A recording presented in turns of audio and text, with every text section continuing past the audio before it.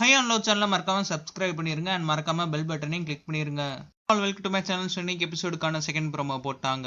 இந்த ப்ரோமோல யார் யாரை பத்தி பேசுறாங்கன்னு பாத்தீங்கன்னா, ரம்யா பாண்டியன் இருந்தாலே அவங்க ஆரியை பத்தி தான் பேசுவாங்க. சோ இப்போ யார்கிட்ட பேசுறாங்கன்னு பாத்தீங்கன்னா சிவானிட்ட பேசுறாங்க.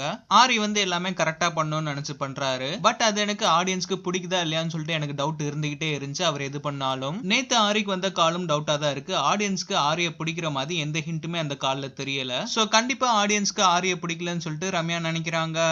அண்ட் சிவானியும் அடுத்து ஆரியை பத்தி பேசுறாங்க. என்ன சொல்றாங்கன்னு பாத்தீங்கன்னா, ஆரி ஒரு சில இடத்துல கரெக்டா தான் பேசுறாரு. பட் அவருக்குன்னு வரப்ப செல்ஃபிஷா மாறிடுறாரு. கிடைக்கிற கேப்ல எல்லாம் தன்னோட பிளஸையும் அடுத்தவங்களோட மைனஸையும் ஆரி சொல்றாருன்னு சொல்லிட்டு ரம்யா சொல்றாங்க. ஆனா உண்மை என்னன்னா, ஆரிய பத்தி பேச கேப் கிடைக்குதோ இல்லையோ எல்லா இடத்துலயும் ஆரிய பத்தி பேசுறது ரம்யா மட்டும்தான். எங்கெங்கெல்லாம் கேப் கிடைக்குதோ அங்கெங்கெல்லாம் ஆரி மத்தவங்களை இன்சல்ட் பண்ணிடுறாராம். அண்ட் சிவானி இதுக்கு ரிப்ளைவா அவரை காப்பாத்திக்க மத்தவங்கள பிளேம் பண்ணிடுறாருன்றாங்க.